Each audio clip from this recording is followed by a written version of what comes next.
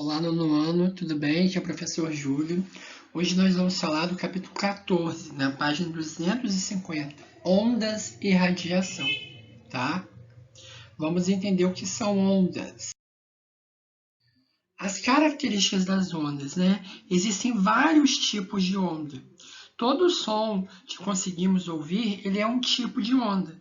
Mas o som ele é apenas um dos tipos de onda que necessita de matéria aí para se propagar, para ser produzido, né? As ondas que produzimos ao tocar as cordas do violão ou as que se propagam no lago, quando a gente joga uma pedra no lago, são chamadas de ondas mecânicas. Mas nós temos também aquelas ondas que são chamadas de ondas eletromagnéticas. Vamos entender cada uma aí. As ondas mecânicas, elas vão ser aquelas ondas que precisam de um meio material para se propagar, para que ela aconteça, né? As ondas do mar, as ondas que produzimos numa corda de violão, o som, tudo isso são exemplos de ondas mecânicas, né? Mas nem todas as ondas precisam de um meio material ali para acontecer, para se propagar, né? A luz, por exemplo, ela é um tipo de onda emitido pelo Sol, que se propaga até a Terra sem haver nenhum meio material entre eles.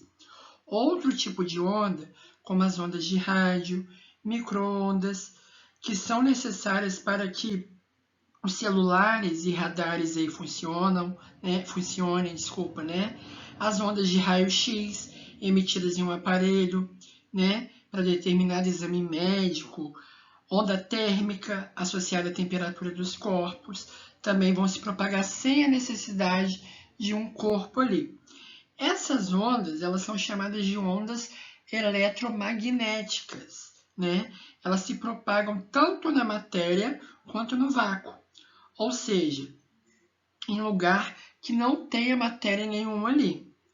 As ondas, então, elas se classificam em ondas mecânicas, que vão ser aquelas que têm a necessidade de um meio material para se propagar, e ondas eletromagnéticas, que são aquelas que não precisam de um meio material para se propagar, né? Nós vamos denominar de ondas periódicas as ondas que vão ser geradas por fontes que vão executar oscilações periódicas aí, ou seja, oscilações, movimentos que vão se repetir em intervalos de tempos iguais. Observe essa imagem aí, que está na tela. Na figura, os pontos A e B, eles são chamados cristas, né? Cristas das ondas, ou seja, as cristas elas são os pontos mais altos de uma onda. Já os pontos C e D, eles são chamados vales, ou seja, os vales são pontos mais baixos da onda, tá?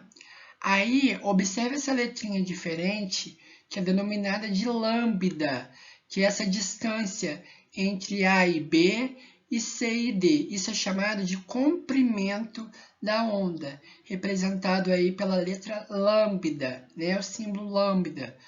A amplitude de uma onda ela é a distância entre a crista e o vale da onda ali, né? Ou seja, é a máxima distância que cada ponto do meio da onda apresenta em relação à sua posição de equilíbrio, que é essa linha tracejada aí, tá bom? O período que é representado pela letra T de uma onda, nada mais é que um intervalo de tempo para que cada ponto do meio por onde a onda se propaga execute uma oscilação completa, ou seja, que ele faça um movimento completo. Isso é o período. Já a frequência de uma onda é o número de oscilações completas que cada ponto do meio no qual a onda se propaga, ela vai executar por uma unidade de tempo, né? Então a frequência é o que? É o número de oscilações completas que essa onda aí vai ter. E nós fazemos esse cálculo através de duas fórmulas aí que nós vamos ver agora. O cálculo do período e da frequência das ondas periódicas se dá desse sistema aí. No Sistema Internacional de Medida de unidades aí, a unidade de frequência que nós vamos utilizar para as ondas são hertz, tá bom? E para calcularmos aí o período, nós vamos fazer como? Período representado pela letra T é o quê? 1 sobre a frequência. Já para calcular a frequência, nós vamos utilizar a fórmula de 1 sobre o período. É sempre um inverso ao outro. Deu para entender?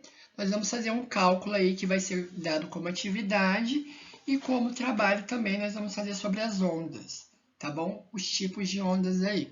Esse é o nosso tema da aula dessa semana. Boa semana para vocês e um abraço do professor Júlio.